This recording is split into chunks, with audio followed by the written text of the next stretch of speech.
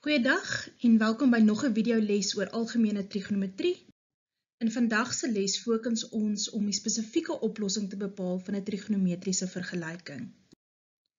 Die metode wat jy gaan volg om die spesifieke oplossing te kry, is as volg. Eerstens, bepaal die algemene oplossing. So as jy nog nie lekker weet hoe om dit te doen nie, stel ek voor dat jy na die vorige video gaan kyk wat hieroor handel. Nadat jy die algemene oplossing gekry het, gaan jy nou die k wat jy in die algemene oplossings gekry het vervang met heelgetalwaardes. Daarna moet jy let op die interval waarin die oplossings moet inval. Ons sal nou mooi kyk in 'n voorbeeld hoe dit werk. En dan bepaal jy die oplossings vir die gegewe interval. Dit is met ander woorde, jy vervang nou die k met heelgetalwaardes. Dan lys jy die gerangskikte oplossings van klein na groot in die volgende skryfwyse wat ons noem versameling kedernotasie. So dis baie belangrik dat dit moet gerangskik wees van klein, die kleinste minusgetal, tot die grootste positiewe getal. Dit moet geskei word met 'n kommapunt tussenin. En dan dis nie noodwendig, jou hoek gaan nie noodwendig 'n theta wees nie, dit kan 'n x of 'n beta of 'n a ensovoorts wees. Kom ons kyk nou na 'n voorbeeld.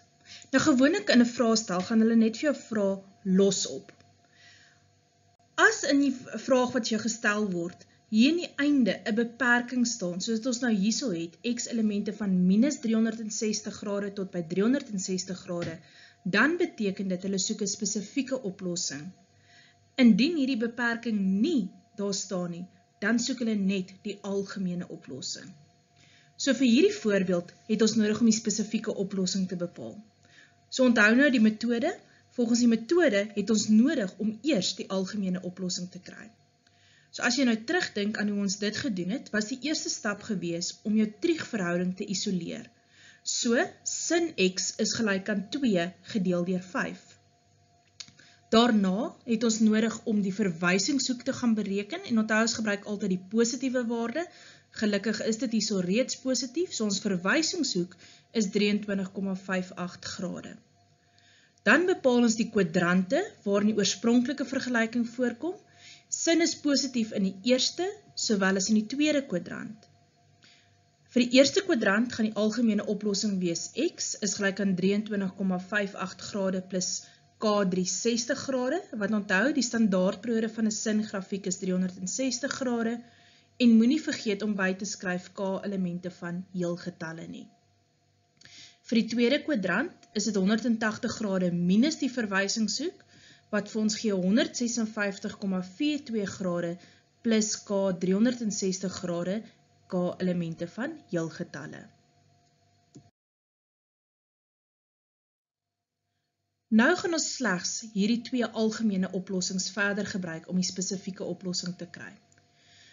Nou die maklikste manier is om vir jouself 'n tabel te gaan opstel, maar dit kan nogal tydrowend wees in 'n toets of in 'n vraestel, so jy hoef nie die tabel in die vraestel te wys nie.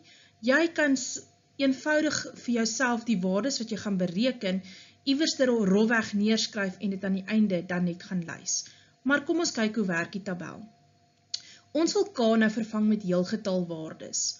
Ons wil waardes vir k so kies, dat dit ons sal help om binne die beperking van die interval te bly. So ek gaan eerstens begin met k is gelyk aan 0, en dan kies ek 2 waardes na links, en 2 waardes na regs.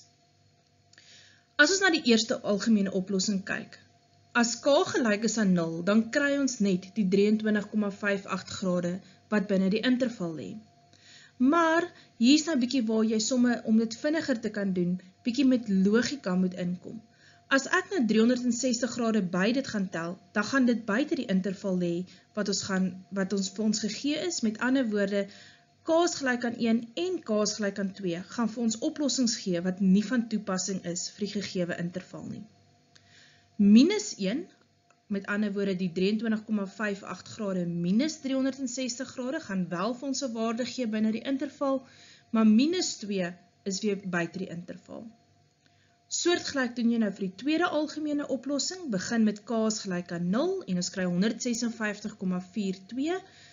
Weereens, as ek k is gelyk aan 1 en selfs k is gelyk aan 2 in vervang, kry ons waardes buite die interval.